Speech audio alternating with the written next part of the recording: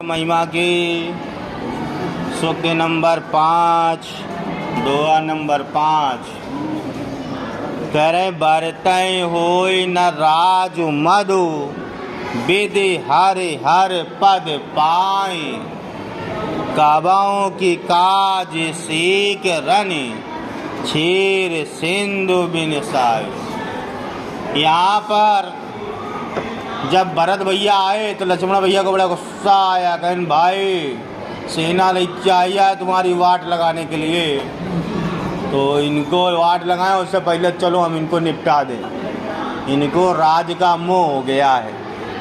तो रामचंद्र जी लक्ष्मण को समझा रहे हैं। क्या कह रहे हैं? भरतय होय न राज मधु, कि भरत को राज का अहम नहीं हो सकता, कि भरत को राज का अहंकार या राज का नशा नहीं हो सकता। क्यों नहीं हो सकता? हरि हर पद पाए, चाहे उनको हरि माने विष्णु, हर माने शिव जी, चाहे इनको ब्रह्मा और शिव सृष्टि के निर्माता ये पूरी सृष्टि उनके नाम क्यों ना कर दें, फिर भी उसे इस सृष्टि का लालच नहीं होगा, उसका अहम भाव नहीं होगा। कह रहा ठीक उसी प्रकार से, किस प्रकार से? जिस प्रकार से काबाओं की काज सीख रनी, काज की एक बूंद, चाहे नशा की बूंद ले लो चाहे अमृत की बूंद ले लो, काज की एक बूंद क्षीर सिंधु बिन साई, क्षीर सागर में डाल दो। क्षीर सागर में कोई एक बूंद डाल दो, चाहे विष की डाल दो चाहे अमृत की डाल दो, क्या क्षीर सागर का जल विष में हो जाएगा या अमृतमय हो जाएगा? नहीं हो पाएगा। क्यों? उसका स्वभाव है, अपने स्वभाव को वो नहीं छोड़ सकता। सागर अपने स्वभाव को नहीं छोड़ सकता। उसका जल अगर खारा है तो खारा ही रहेगा। ऐसे ही भरत है, उसका स्वभाव अहम का नहीं है, नम्रवादी है, प्रेमवादी है। तो चाहे उसको पूरी सृष्टि आप दे दो लेकिन उसको अहंकार नहीं होगा। आगे समझाते हुए कह रहे हैं तिमिरु तारुन तारे नहीं मगु गिलई, गगनु मगन मगु में गई मिलई, और गोपत जल बोल घट जोनी, सहज क्षमा बरु छाड़ छोली। कह रहे हैं कि चाहे दिन में जो प्रकाश देते हैं सूर्य, मग गिलई, सूर्य को चाहे निगल जाए बादल, ऐसा हो सकता है?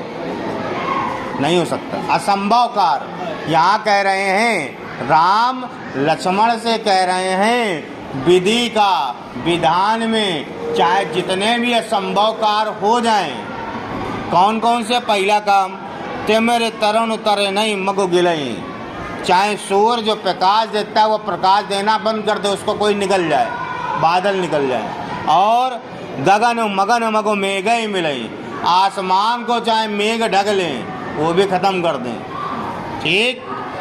गोपद जल बोड़े घट जोनी, गोपद गाय के पैर, गाय के पैर कैसे होता? पैर देखो खुर बनते हैं, गाय खुर बना देता, गड्ढा कितना होगा? इतना छोटा होगा। चाहे गाय के खुर के बने हुए गड्ढे में, ठीक है, ऋषि अगस्त डूब कर मर जाएं या डूब जाएं, यही कह रहा है। गोपद जल बूढ़ई घट जोनी, गाय के बने हुए चरणों के जल में चाहे अगस्त क्या हो जाए? डूब जाए। और सहज क्षमा बरु छाड़े छोली, तो चाहे जो पृथ्वी का एक कर्म है, स्वभाव है पृथ्वी का, क्या? क्षमा का। पृथ्वी किसी को दंड नहीं देती, चाहे उसके सीने में तुम हल जलाए दो चाहे पैर पटक दो, वो क्षमा किए रहती। तो वही कह रहे सहज क्षमा, सहज जो क्षमा का स्वभाव है इस धरती की, चाहे वो अपना क्षमा स्वभाव का त्याग कर दे, छोड़ दे। ठीक। मसक फूके मकु मेरु उड़ाई, मेरु माने पर्वत, मशक माने मच्छर, और फूक माने फूकने से। मच्छर के फूकने से चाहे पर्वत उड़ जाए, मच्छर के फूकने से चाहे पर्वत उड़ जाए। होई न नपे मधु भरतई भाई, लेकिन भरत को राज का अहंकार नहीं हो सकता। ये सब हो सकता है, ये जितनी चीजें बताई हैं ये सब हो सकता है, मान सकते हैं। तुम कह दोगे ऐसा हो गया, मान लेंगे, लेकिन तुम ये कहो भारत को नेप का यानी राज रा का अहम हो गया, मैं ये नहीं मान सकता। लखन तुम्हारे शपथ पितु आना, राम जी कह रहे हैं लखन भाई मैं तुम्हारी कसम खाता हूँ, मुझे पिता की आन है, यानी पिता की और तुम्हारी मैं सौ खाता हूँ।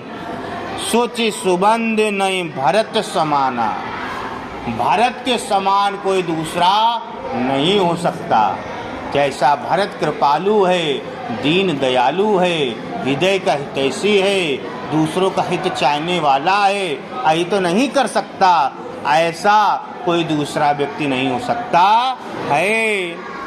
सगुन खीर अवगुण जल उताता, सगुन खीर अवगुण जल उताता, वो अच्छी खीर का वो अच्छी खीर होगी या वो अच्छे गुण होंगे, अवगुण जो कि निकल गए हमारे पिता के, जल उताता, तात माने पिता, तात माने पिता ही तो उठता है।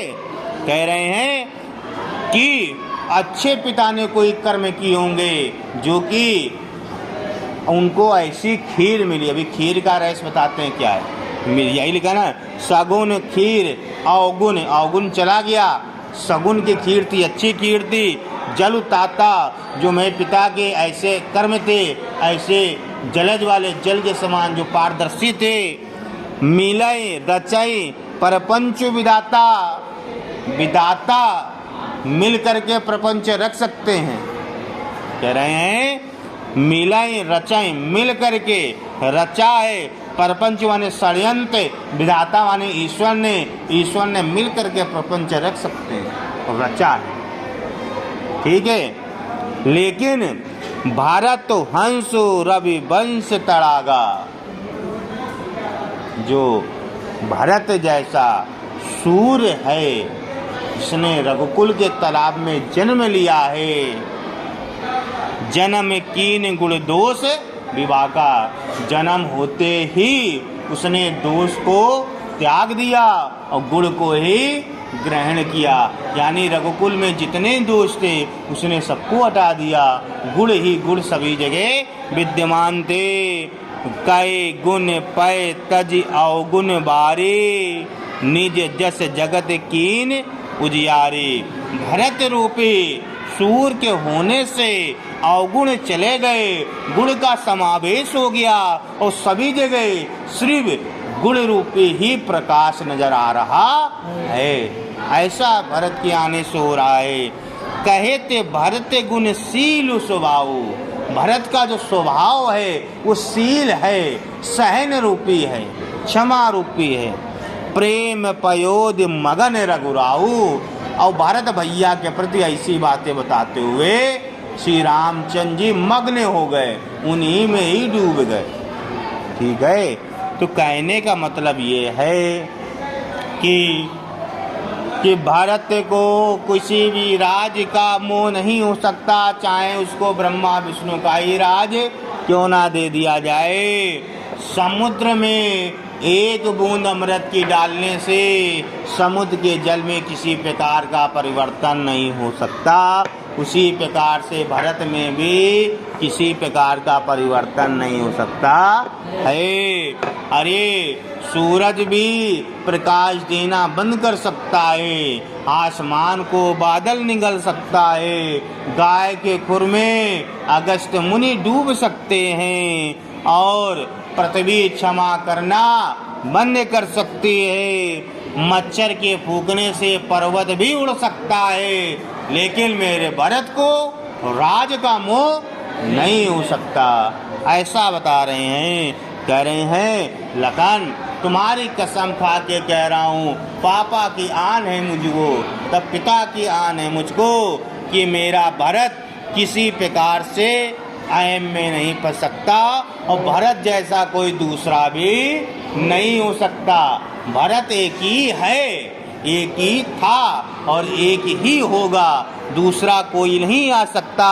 अरे उसका जन्म इस रविवंश रूपी जो तड़ाग में हुआ है वो पिता की अच्छे कर्मों से हुआ है कि खीर से जो उसका शुद्ध खीर से जो सेवन माँ ने किया था उससे उसका जन्म हुआ। और ये तो विधाता के प्रपंच है, विधाता ने प्रपंच कर रखा है जो ऐसे मनोवृत्तियाँ हैं। वरना भरत ने जो रघुकुल में जन्म लेकर इस पर एहसान किया, एहसान कैसा किया? भरत के जन्म होते ही अवगुण भाग गए, गुण रूपी प्रकाश से प्रकाश सभी जगह दिखाई दे रहा है। और मेरा भरत तो बड़ा ही शील स्वभाव वाला है, सहम स्वभाव वाला है।